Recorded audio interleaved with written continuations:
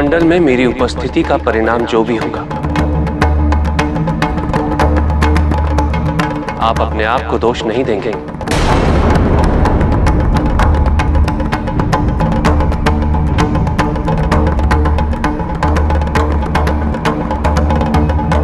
परिणाम अच्छा ही होगा।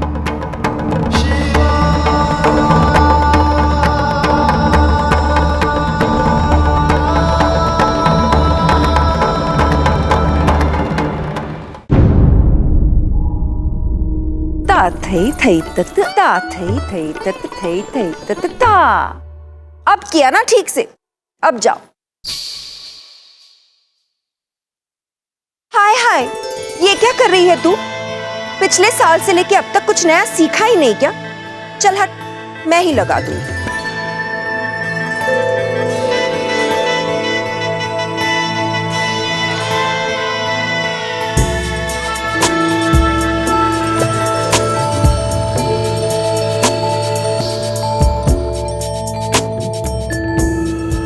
मदनिके, ये तो बहुत ही अद्भुत है। मदनिके जो भी करती है अद्भुत ही होता है। चलो अब एक एक करके तुम सब आके अपने हाथों पर नाम लिखवा लो। नाम? हाँ, उसी का जिसके साथ तुम्हारा जन्म जन्मांतर का साथ है।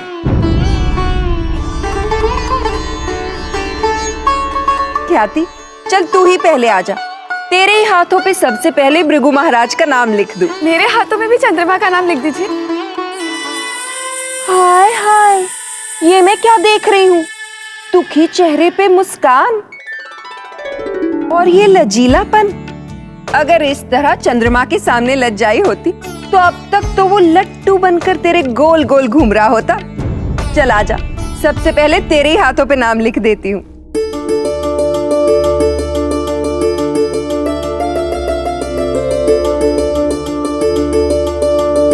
मदनिके, क्या ये सत्य है कि आप जिसके हाथ पे नाम लिख देती हैं उसका बंधन कभी नहीं टूटता?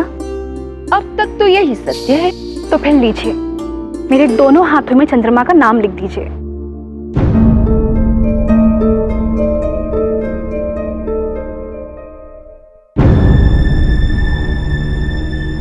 अब दो हाथों पर मैं एक ही नाम तो नहीं लिख सकती ना? हाँ, पर ऐसा जरूर कर सकती हूँ कि तेरे हाथ पे चंद्रमा का नाम और तेरे हाथ पर चंद्रमा का दूसरा नाम, यानी कि सोम लिख सकती हूँ। ठीक है?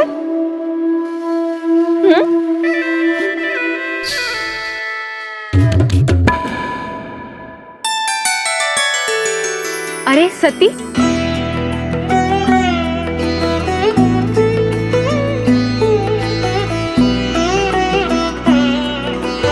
ला तेरे हाथों पे भी नाम लिख दूं।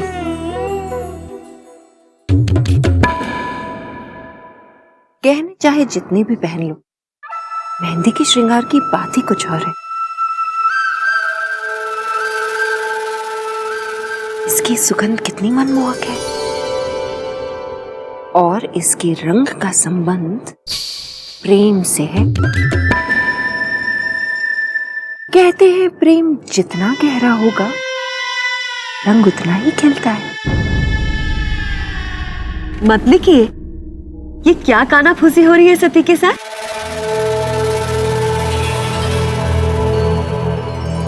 कुछ नहीं, मैं तो बस सती से यही कह रही थी कि मुझे बता दे क्या नाम लिखना है, लेकिन यह है कि कुछ बताती ही नहीं।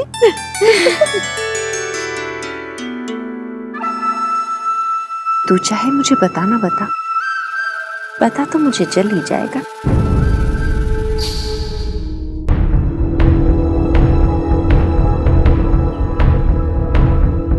प्रजापति, बड़ा ही शुभ समाचार है। महामंडल की बैठक के लिए आपका निमंत्रण महादेव ने स्वीकार कर लिया है।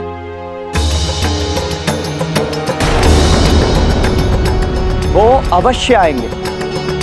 मुझे इसी समाचार की प्रतीक्षा थी। अब इस महामंडल का उद्देश्य निसंदेह पूरा होगा। हम आज तीसरे प्रहर प्रस्थान करेंगे।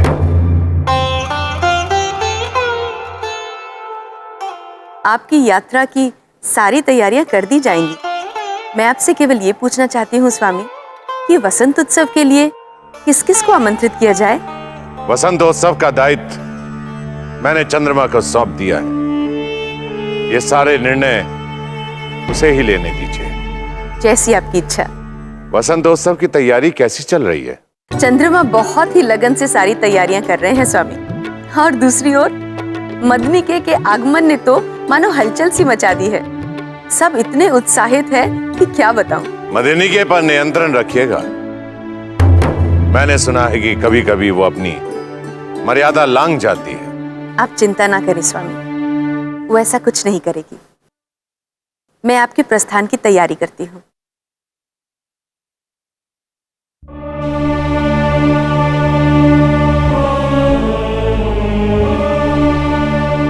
प्रजापति, देवराज इंद्र पधार रहे हैं।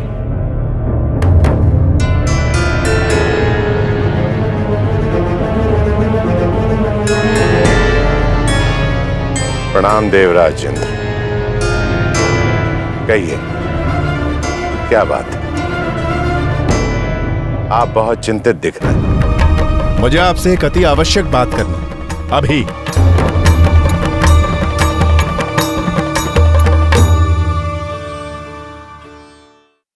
अरे, तुम सब यहाँ हो? तुम जानती हो, तुम्हारे पिताश्री आज तीसरे प्रहर प्रस्थान करने वाले हैं। वसंत उत्सव की सारी तैयारियां स्थगित करके सबसे पहले उनकी यात्रा की तैयारी करो। चलो चलो, समय बहुत कम है। अरे प्रसूति, आपकी बेटी अब बड़ी हो गई है, आपने देखा नहीं?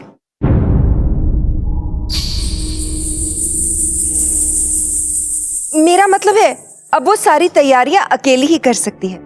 आप चिंता ना करें। चलो चलो।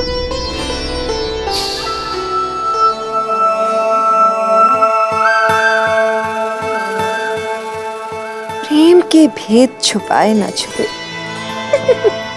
शुक्राचार्य, किंतु उनके क्रोधित होने का कारण क्या है?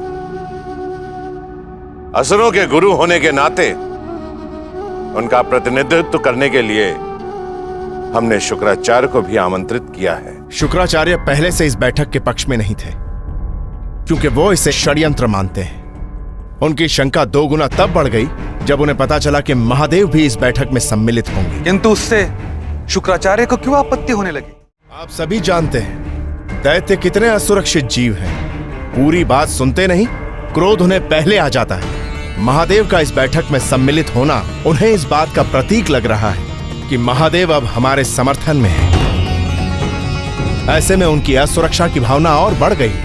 मुझे जितनी सूचना मिली है उससे आशंका है कि शुक्राचार्य हम पर आक्रमण करवा सकते हैं। शुक्राचार्य एक योद्धा हैं, हमारे आदरणीय, पूजनीय हैं और हम उनका सम्मान करते हैं। परंतु इसका अर्थ यह नहीं है कि वो हम पर आक्रमण करेंगे और हम उनका स्वागत करेंगे।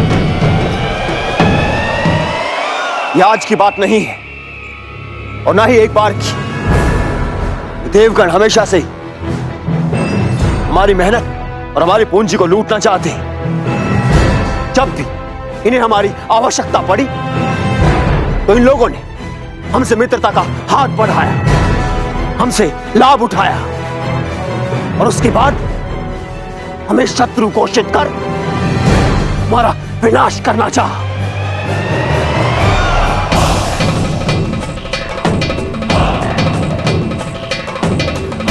तो क्या हम निर्बल हैं? नहीं। कायर हैं? नहीं। नहीं। फिर कब तक हम अपने ऊपर होते आ रहे छल को सहते रहेंगे? कब तक हम अपने अधिकार के लिए, अपने अस्तित्व के लिए, अपने सम्मान के लिए लड़ाई नहीं लड़ेंगे? आज वो दिन आ चुका है क्योंकि प्रजापति दक्ष ने इंद्र की सहायता के लिए एक महामंडल की बैठक का आयोजन किया है। प्रजापति दक्ष इस महामंडल की बैठक से इंद्र की सहायता करना चाहते हैं और इस बैठक सफल होना हमारे हित में नहीं है। और इस बैठक की सफलता का मतलब होगा असुर राज्य का अंत। और प्रजापति दक्ष ने इस बैठक में महादेव को भी बुलाया है। लेकिन हमें आश्चर्य इस बात का है कि महादेव सब कुछ जानते हुए भी इस बैठक में सम्मिलित होने जा रहे हैं। यदि महादेव ने दक्ष और देवताओं का साथ दिया तो हमारी शक्ति, हमारा बल उनके सामने कुछ भी नहीं रहेगा, कुछ भी नहीं। इसीलिए हमें इस बैठक को भंग करना होगा। क्या हमारी असुर सेना इस युद्ध के लिए तैयार है?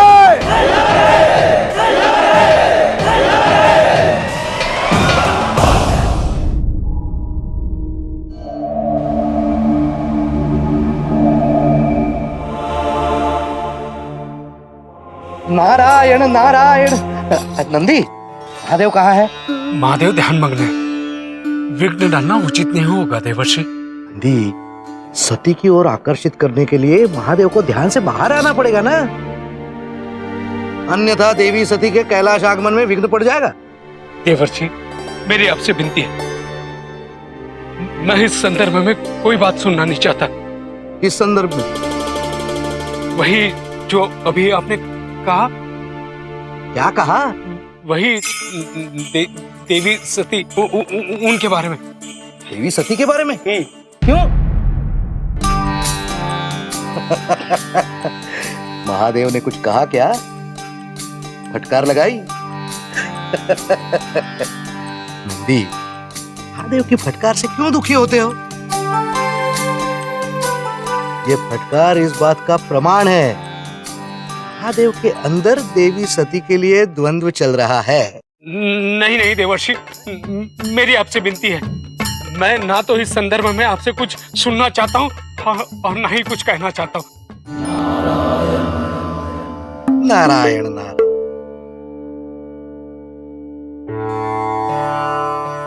महादेव, अरे महादेव,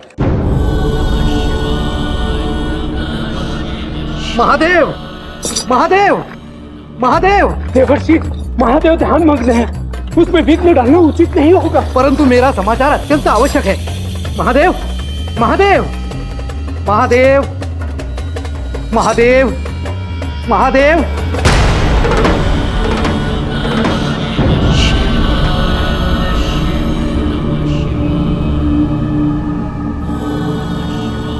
प्रणाम, प्रणाम महादेव। प्रभु, मैंने पूर्ण प्रयत्न किया, परंतु जो बात बताने मैं आया हूं वो रुक नहीं सकती। महादेव, आपने महामंडल की बैठक का निमंत्रण स्वीकार क्या किया? तीनों लोग में यही चर्चे गूंज रहे हैं। कहीं भवें तन रही है, कहीं पैरों तले धरती हिल रही है जैसे भूचाल आ गया हो। और शुक्राचार्य वो तो कह रहे हैं कि महामंडल की ये बैठक असुरों के विनाश के लिए देवताओं द्वारा रचा गया एक षड्यंत्र है, और वो कहते कि इस षड्यंत्र में आप भी सम्मिलित हैं। मैं तो स्वयं शुक्राचार्य के निमंत्रण पर कितनी बार पाताल लोक भी गया। मेरे लिए सब एक समान। किंतु प्रभु, आपकी तरह एक समान कोई सोचता नहीं है ना। उन्हें तो बस अवसर चाहिए दूसरों की बुराइयां करने का, और ये महामंडल की बैठक से वो अवसर उन्हें मिल गया। परंतु प्रभु, इस महामंडल की बैठक में शुक्राचार्य का भय नहीं है। यदि भय है तो वो प्रजापति दक्ष का। शुक्राचार्य के मन में क्या चल रहा है इसका पता लगाया जा सकता है। परंतु प्रजापति दक्ष के मन में क्या चल रहा है इसका पता लगाना बहुत कठिन है महादेव। इसलिए प्रभु मेरा सुझाव है कि आप इस महामंडल की बैठक में न जाएं। देवश्री नारद, मैं दधीची को वचन दे चुका हूं। वचन से याद आया प्रभु, वचन तो प्रजापति दक्ष ने भी सती से लिया था, परंतु आपने सती को पुनः दर्शन देकर उसे बड़ी दुविधा में डाल दिया है। उसे इतना व्याकुल मैंने कभी नहीं देखा प्रभु। सती की चिंता आप मत कीजिए, उसका उत्तरदायित्व तो प्रजापति दक्ष का है। परंतु भगवान विष्णु तो मानते हैं कि प्रजापति दक्ष का उत्तरदायित्व आपका है। इसी नाते सती का उत्तरदायित्व भी तो आपका हुआ ना भगवान।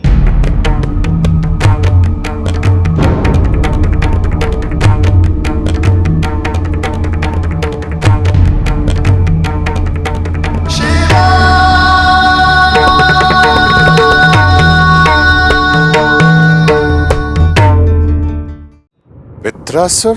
जी प्रजापति, वो बहुत ही घोर तप में लीन है।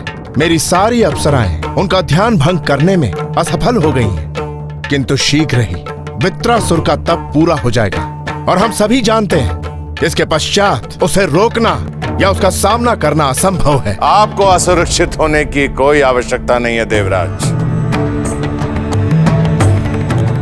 हमारे साथ भगवान श्री विष्णु हैं। और अब तो उनके साथ साथ स्वयं महादेव भी हमारे साथ होंगे, तो फिर चिंता की क्या आवश्यकता? कौन साथ होगा कौन साथ नहीं होगा इसकी चिंता करने की आपको आवश्यकता नहीं है। आप अपना ध्यान वसंतोत्सव के आयोजन में लगाएं तो अच्छा होगा। जी अवश्य। वसंतोत्सव के संदर्भ में ही मैं आपसे कुछ। उसका उत्तरदायित्व तो मैंने आपको सौंप दिया है। वसंतोत्सव के लिए मेरे पास समय का अभाव है। आप निश्चिंत रहिए, मैं सारे आयोजन पूर्ण रूप से कर लूंगा। आप चिंता ना करें देवराज, अपने प्रजापति पर भरोसा रखें। आपकी रक्षा और सुरक्षा का दायित्व मेरा है। प्रस्थान का समय हो गया है और हमें विलंब नहीं करना चाहिए।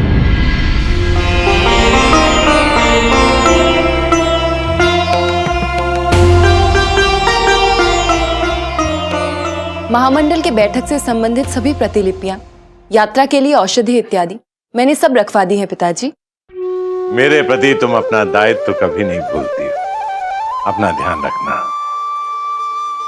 वसंतोत्सव पूरे हर्ष और उल्लास के साथ मनाया जाए।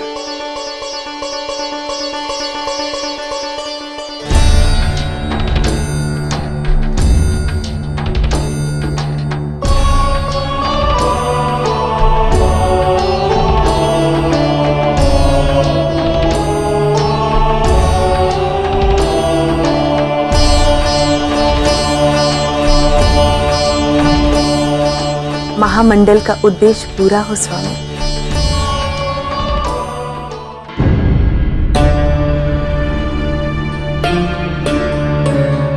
सब ठीक तो है ना देवराज? हाँ हाँ, क्यों? आप चिंतित लग रहे हैं, कोई तनाव है? बिल्कुल नहीं। जब प्रजापति साथ हैं तो सब कुछ अच्छा ही होता है। फिर चिंता या तनाव कैसा? चंद्रमा, इस वसंतोत्सव की सफलता अब आपके हाथों। कोई अप्रिय घटना हुई तो दोष आपका समझूंगा।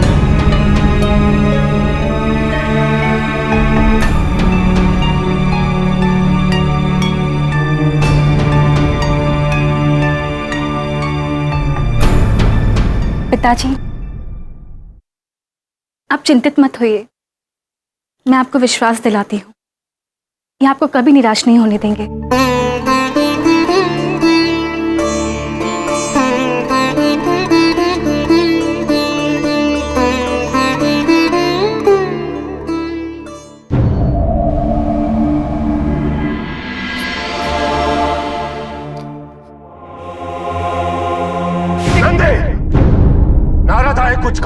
ने सुन लिया।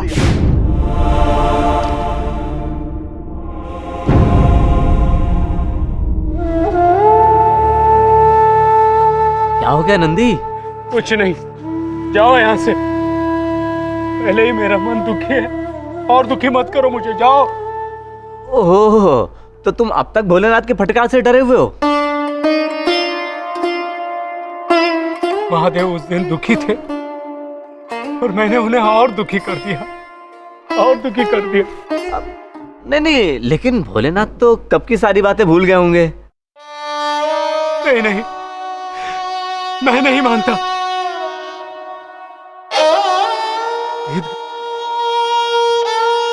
कहीं महादेव मुझे स्वयं से अलग तो नहीं करेंगे ना? यदि उन्होंने मुझे त्याग दिया तो मैं क्या करूंगा? कहां जाऊंगा? महादेव के बिना एक पल भी जी नहीं पाएगा ये नंदी, एक पल भी जी नहीं पाएगा ये नंदी, एक पल।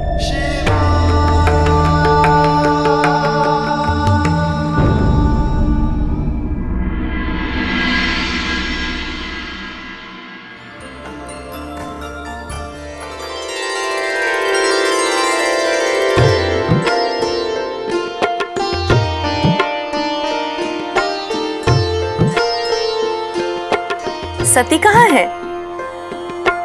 हाँ, बुला लो उसे, जाने कहाँ खोई रहती है। मैं कहीं नहीं खोई, मैं यही हूं।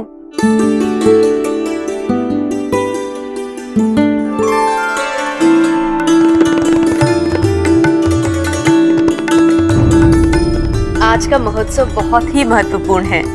आज सारी प्रतियोगिताएं आयोजित की जाएंगी। मदनी के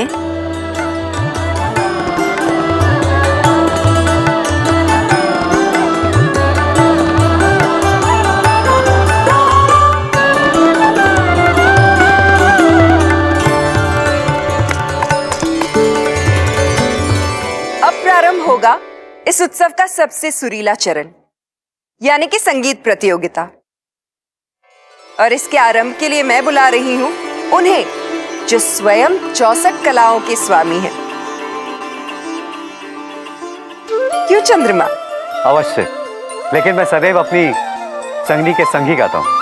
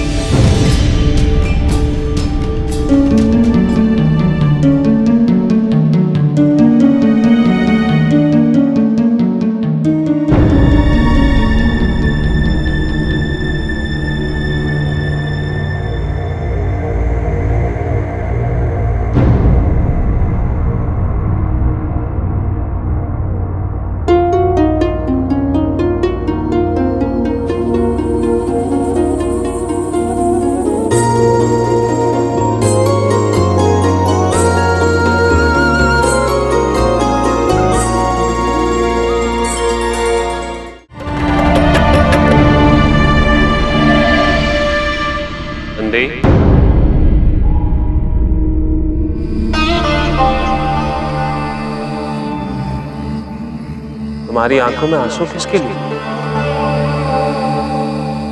प्रभु, तुमने मेरे प्रश्न का उत्तर नहीं दिया। आंखों में आंसू कैसे? प्रभु, ये पछतावे के आंसू है। आपसे मैंने प्रश्न करने का दुस्साहस किया है। प्रश्न करना तो अच्छी बात है, लेकिन कौन सा प्रश्न जो हमें कमजोर करते हैं, निर्बल बनाते हैं,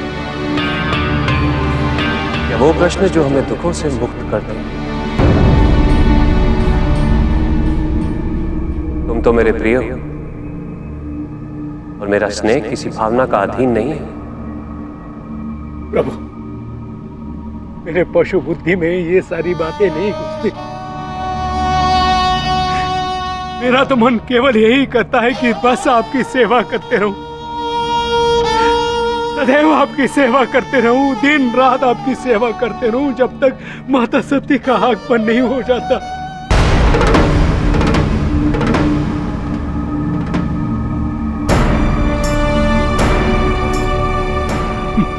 प्रभु, तुम्हारा अति प्रेम मुझे कभी कभी विचलित करता है नंदन। यदि तुम्हें मुझसे अलग होना पड़ा तो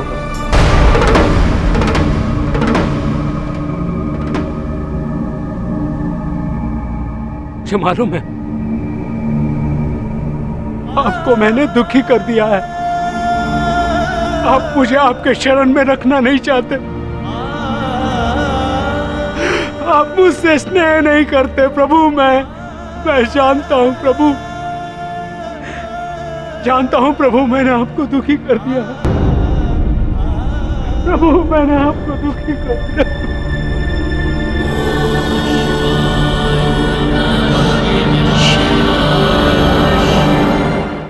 कुटी, हमारी सेना का सबसे महान योद्धा वृत्तासुर, उसका तप कब समाप्त हो रहा है? ऋतुओं के संधि काल में, वसंत के आगमन के समय गुरुदेव। अति उत्तम। एक तरफ हमारी सेना महामंडल को चारों ओर से घेर लेगी और दूसरी ओर वृत्रासुर दक्ष के वसंतोत्सव पर कड़ी दृष्टि रखेगा। अगर देवताओं ने हमारे विरुद्ध एक भी निर्णय लिया तो हम उन पर आक्रमण कर देंगे।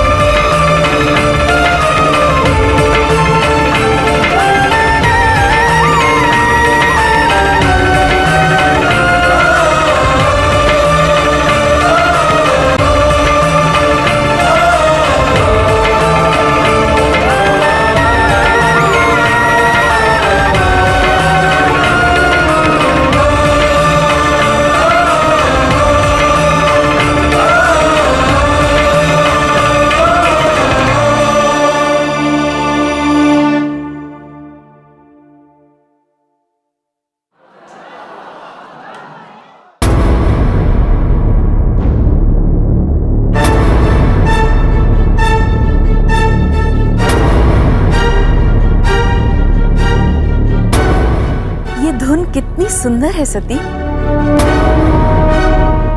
ये तुमने भला कब सीखी? मैंने ये धुन पहले कभी क्यों नहीं सुनी?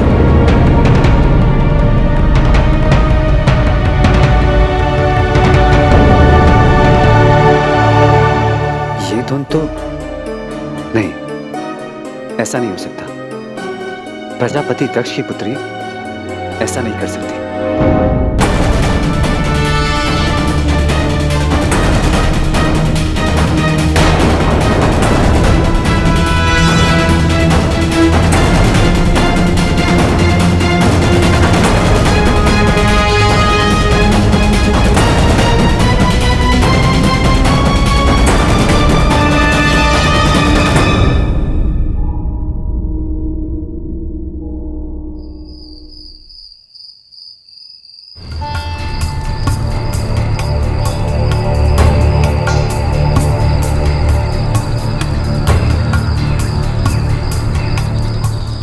आइए, यहां बैठकर तनिक विश्राम कर लीजिए।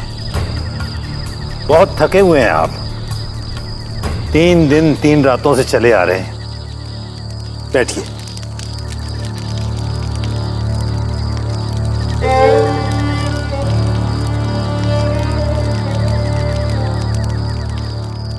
लीजिए, कुछ पेट में डाल लीजिए, शक्ति मिलेगी। धन्यवाद शिल्पी। शक्ति तो अब महादेव के चरणों में पहुंचकर ही मिलेगी। बस पहुंच ही गए हम। यहीं से कैलाश प्रारंभ होता है। तो क्षमा कीजिए, आपने अपने बारे में कुछ नहीं बताया। आप कौन हैं? महादेव तक जाने का प्रयोजन क्या है? मेरा नाम शिलाद है। कृषक शिलाद, मेरा प्रणाम स्वीकार कीजिए। कैसे मैंने आपको नहीं पहचाना? अरे नंदी के पिता हैं आप। यही तो मेरी विडंबना है शिल्पी, कि मैं उस नंदी का पिता हूं जो महादेव का सेवक है। जो महादेव की शरण में है उसे कैसी विडंबना? मैं उत्साहित हो रहा हूं। बताइए क्या बात है? बड़ी पुरानी कहानी है। भरा पूरा परिवार था मेरा। एक एक करके सब अकाल मृत्यु को प्राप्त होते चले गए। मैं अकेला हो गया, एकदम अकेला। अपने बैलों की देख रेख करना और शिव नाम का जाप करना, यही मेरा काम हो गया था। और अचानक मेरे पूर्वज मेरे सपनों में आकर मुझसे कहने लगे कि अपने वंश को आगे बढ़ाना है तो कुछ करना चाहिए। मैं तो शिव की भक्ति में लीन था। मुझे भी बात सही लगी। मैंने शिव की घनघोर तपस्या शुरू कर दी। और एक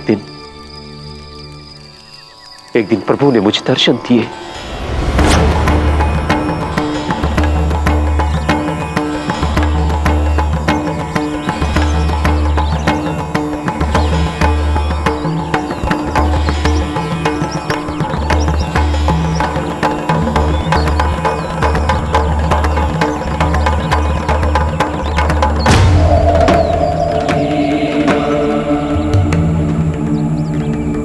शिलाद,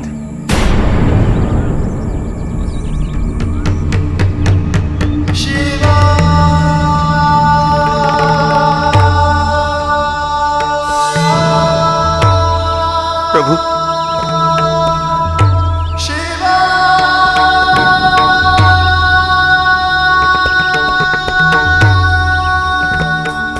आज कैसे स्मरण किया शिलाद?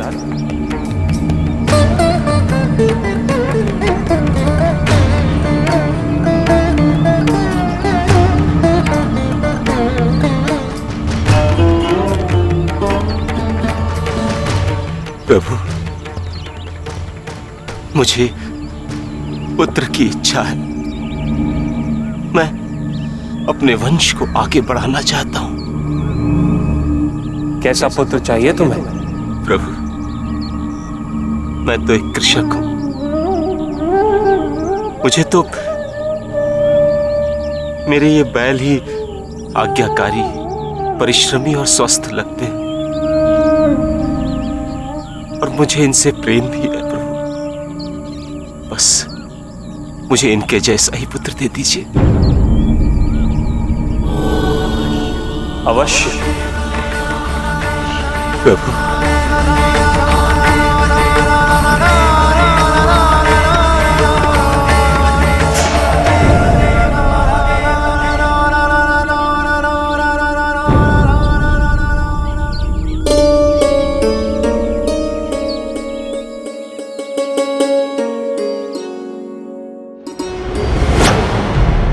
इस तरह से हमारे परिवार में नंदी का जन्म हुआ। कहने को तो नंदी का जन्म हमारे परिवार में हुआ था, लेकिन वो शिव भक्त था। कुछ सालों के बाद वो हम सबको छोड़कर कैलाश की ओर चल दिया। पुत्र सुख मेरे भाग्य में नहीं था, और जाते जाते हमसे सिर्फ इतना कह गया कि उसका जन्म शिव की सेवा के लिए हुआ है, और उसके बाद वो कभी लौट कर नहीं आया। अब तो मैं भी बूढ़ा हो चला हूं, मुझे भी सहारे की आवश्यकता है। और फिर मेरे पूर्वजों का सपना मुझे बार बार परेशान करता है। तो आप नंदी को कैलाश से ले जाने आए। क्षमा कीजिए, नंदी शिव को अति प्रिय है, और फिर क्या नंदी स्वयं जाना चाहेंगे महादेव को छोड़कर? कैसी बात कर रहे हैं आप? नंदी क्यों नहीं जाएगा आपके साथ? आप तो नंदी के पिता हैं, हमने सब कुछ सुन लिया है। नहीं नहीं, आप चिंता ना करें, हम अभी जाकर महादेव को सूचित करके आते हैं। मैं और प्रेत है ना महादेव की सेवा करने के लिए। क्यों प्रेत? तुमने तो मेरे दिल की बात कह दी गण। आप विश्राम करिए, हम लोग अभी महादेव को सूचित करके आते हैं। आओ।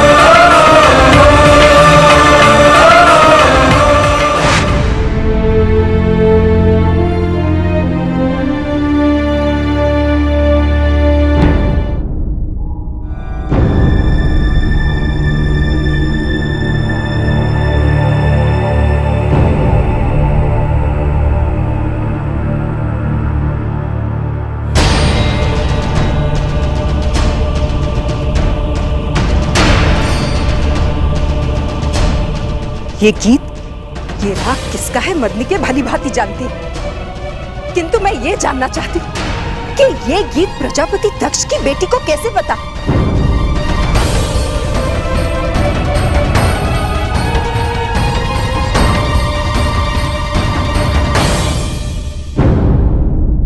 मदनी के, इस समय मुझे अकेला छोड़ दीजिए।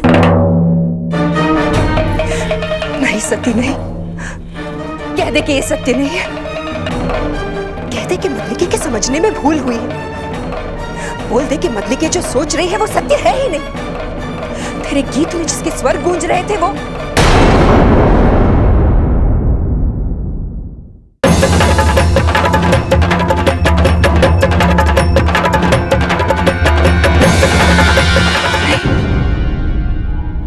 ऐसा नहीं हो सकता, ऐसा कभी भी नहीं हो सकता।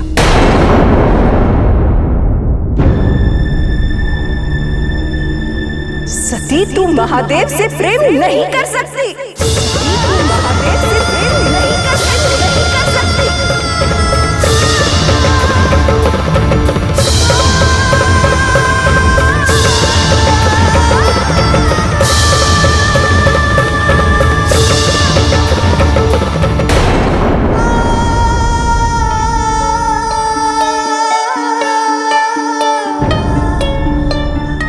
मदनिके ने तो सदैव बिना परिणाम की चिंता की, सारे नियम तोड़ दिए। परंतु तू जो नियम तोड़ने जा रही है उसका परिणाम जानती भी है तू। प्रलय सती प्रलय।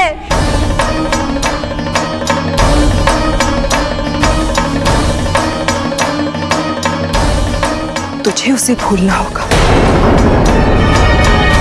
तुझे महादेव को भूलना होगा सती। तू सुन रही है मैं क्या कह रही? मेरी बात सुन भी रही है तू सती? जानती नहीं तेरे इस प्रेम का अंत कितना भयंकर हो सकता है। जल जाएगी तू सती।